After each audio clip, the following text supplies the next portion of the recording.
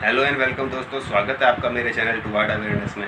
आज हम बात करेंगे टिड्डी के बारे में। टिड्डी जो उड़ने वाली होती है, माइग्रेटरी लोकस्ट जो होता है, उसके बारे में हम बात करेंगे और ये फसलों को किस तरह से नुकसान पहुंचाती है। अभी वर्तमान में यही मुद्दा चल रहा है हमारे देश भारत में। राजस्थान, यूपी, एमपी, गुजरात वगैरह वहाँ टिड्डी का प्रकोप अभी फिलहाल काफ़ी चल रहा है। टिड्डी जब फसलों पर हमला करती है तो उसके बहुत से नुकसान होते हैं। किसानों को डायरेक्ट सीधा नुकसान होता है और उस देश, उस राज्य की आर्थिक स्थिति भी प्रभावित होती है। तो दोस्तों, टिड्डी की कई सारी प्रजातियां पाई जाती है, लेकिन जो टिड्डी उष्ण जलवायु को बहुत ही ज्यादा पसंद करती है, उसी टिड्डी का प्रकोप ज्यादातर फसलों पे जो हमारे यहाँ देखने को मिल रहा है, ये वही टिड्डी है। तो ये टिड्डी जो आप अभी अपनी स्क्रीन पे देख रहे हो, इसी के बारे में हम आज चर्चा करने वाले हैं।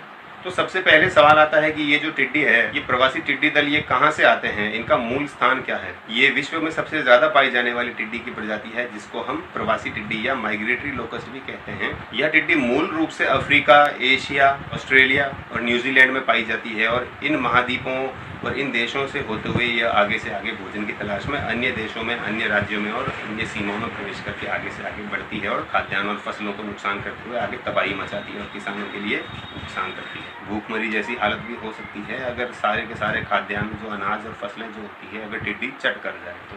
ये जो टिड्डी है, ये हाईली मोबाइल है, मतलब ये कभी भी एक जगह पे नहीं रहते, ये चलायमान है। आगे से आगे ये टिड्डियाँ बढ़ती रहती है। जब जब इनका भोजन कहीं एक स्थान से खत्म हो जाता है तो ये अन्यत्र भोजन की तलाश में हमेशा आगे से आगे बढ़ती रहे। तो दोस्तों, इनके उड़ने की जो रफ्तार होती है वो 15 से 20 किलोमीटर प्रति घंटे की रफ्तार से ये उड़ सकती है और यह भी निर्भर करता है कि हवा की गति क्या है। अगर हवा की गति तेज है तो ये 25-30 किलोमीटर प्रति घंटे की रफ्तार से भी उड़ सकती है। एक दिन में लगभग ये 125 किलोमीटर से लेकर 150 किलोमीटर प्रति दिन ये उड़ सकती है। बात करते हैं इनकी उत्पत्ति कैसे होती है। तो देखिए, तो मादा टिड्डी जमीन के अंदर छोटे छोटे गड्ढों के अंदर वो अपने अंडे देती है और इन अंडों को परिपक्व होने के लिए गर्मी की आवश्यकता होती है, इसीलिए यह गर्म प्रदेशों की तरफ ज्यादा आगे बढ़ते हैं। इन अंडों का इंक्यूबेशन पीरियड जो होता है वो 15 दिन का होता है, लगभग 2 सप्ताह से। तो जब ये अंडे 15 दिन बाद परिपक्व हो जाते हैं तो इनमें से जो टिड्डी के छोटे छोटे बच्चे जो निकलते हैं उन्हें निम्फ कहा जाता है। निम्फ से लेकर एडल्टहुड तक आने के लिए इनको लगभग 2, 2.5-3 महीने का समय लग जाता है। इसके बाद इनमें धीरे धीरे मैच्योरिटी आती है और ये आगे से आगे अपना रिप्रोडक्शन बढ़ाते हैं। कितने बड़े हो सकते हैं टिड्डी के दल, तो आपको जानकर बड़ी हैरानी होगी कि टिड्डी का दल जो होता है वह 1 स्क्वायर किलोमीटर से लेकर सैकड़ों स्क्वायर किलोमीटर तक हो सकता है। मतलब इनके दल इतने बड़े हो सकते हैं कि जिले, राज्य और देश के समान क्षेत्रफल में भी हो सकते हैं। अब आप अंदाजा लगा सकते हैं कि 1 स्क्वायर किलोमीटर के अंदर लगभग 100 से 100-150 मिलियन तक टिड्डी उसमें हो सकती है। ये टिड्डी जो होती है वो पेड़ पौधे खाती है, पेड़ पौधों की पत्तियां खा जाती है, टहनियां खा जाती है, छाल खा जाती है, फल, बीज, पेड़ पौधे का कोई भी अंग वो बाकी नहीं छोड़ती सिवाय जड़ के।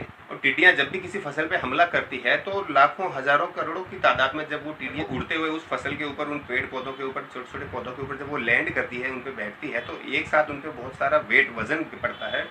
तो उस वजन के पड़ने से कई सारे पेड़ पौधे जो होते हैं वह छोटे छोटे पौधे टूट जाते हैं, गिर जाते हैं। तो मतलब वो फसल को तोड़ती मरोड़ती भी है और खाती भी है। 2 तरफा नुकसान जो होता है वह टिड्डी करती है।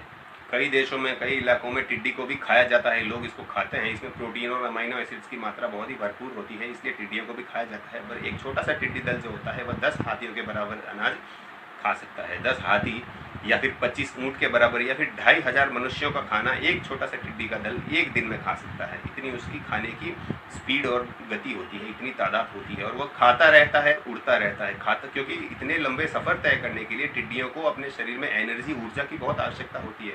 उसी ऊर्जा की पूर्ति के लिए, अंडे देने के लिए, इतनी लंबी लंबी उड़ाने भरने के लिए टिड्डी को बहुत ही ज्यादा ऊर्जा की आवश्यकता होती है, एनर्जी की आवश्यकता होती है। इसी के परिणाम स्वरूप वो हमेशा भोजन की तलाश में रहती है और वनस्पतियों को खाते खाते आर्थिक नुकसान पहुंचाती रहती है किसानों को। 1875 में यूएस की एक रिपोर्ट में बताया गया था कि एक टिड्डी दल उस समय इतना विशाल था जिसका क्षेत्रफल था 5,12,817 स्क्वायर किलोमीटर।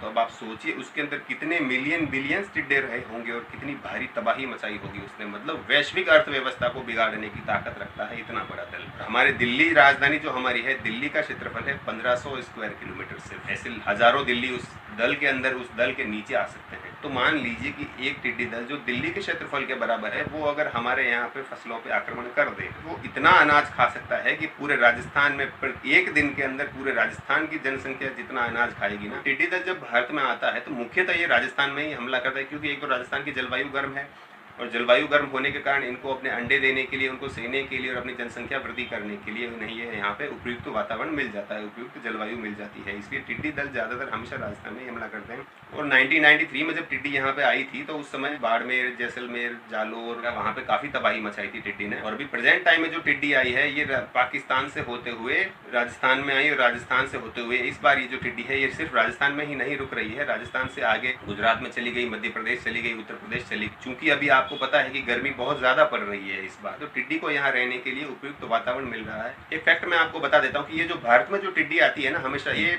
अफ्रीका वगैरह यहाँ से नहीं आती है। ये भारत में जो टिड्डी आती है इसकी पैदाइश पाकिस्तान, ईरान, इन देशों में होती है और वहीं पे ये अंडों से लेकर एडल्ट होने तक ये वहीं पे पली बड़ी होती है। और वहीं से ये जब वहाँ इनके लिए उपयुक्त जलवायु नहीं रहती तब ये भोजन की तलाश में भारत की तरफ आती है। मुख्य रूप से राजस्थान से होते हुए यहाँ पे कई जिलों पे तबाही मचाते हुए फिर ये आगे बढ़ जाती है। अफ्रीका हो गया, अरेबियन प्रायद्वीप हो गए, वहां से अगर कोई टिड्डी दल अगर भारत में आ जाए, क्योंकि अफ्रीका में और अरबी प्रायद्वीपों में जो टिड्डियां होती है वो अरबों खरबों की संख्या में होती है। चूंकि ये उनका मूल स्थान है, अफ्रीका वगैरह जो है ये इन टिड्डियों का मूल स्थान है। तो जब कोई चीज अपने मूल स्थान से आएगी तो बहुत ही भारी तादाद, भारी संख्या में आएगी और जहां भी वो स्टे करेगी, जहां पे भी वो ठहरेंगी, वहां पे बहुत भारी तबाही की आशंका बनी रहती है। अब देखिए टिड्डी का लाइफ स्पैन क्या होता है, टिड्डी का जीवन काल क्या होता है। तो देखिए एडल्ट टिड्डी का जीवन काल जो होता है वह लगभग 10 हफ्ते का या 3 महीने का हो सकता है। और सर्दियों में इनका जीवन काल जो होता है वह थोड़ा बढ़ जाता है, क्योंकि इनकी मैच्योरिटी सर्दियों में, विंटर्स में धीरे धीरे आती है और गर्मियों में इनकी मैच्योरिटी थोड़ी फास्ट होती है। इससे निपटने के लिए प्रत्येक देश की सरकारें अपने अपने स्तर पर कार्य करती है। जैसे हेलीकॉप्टर्स हो गए, ड्रोन्स हो गए, इनसे इंसेक्टिसाइड्स और पेस्टिसाइड्स का छिड़काव फसलों पर किया जाता है। और कई बार इनको खाने के लिए जहरीला चारा दिया जाता है। लेकिन जहरीले चारे के नुकसान ये है कि उस जहरीले चारे को अन्य दूसरे पालतू जानवर, मवेशी भी खा जाते हैं और इससे किसानों का आर्थिक नुकसान होता है। तो दोस्तों टिड्डी के बारे में ये छोटी सी सामान्य जानकारी थी। वीडियो अगर पसंद आया हो तो इसको लाइक कीजिए, शेयर कीजिए और मेरे चैनल टुवर्ड अवेयरनेस को सब्सक्राइब जरूर कीजिए। Thanks for watching guys.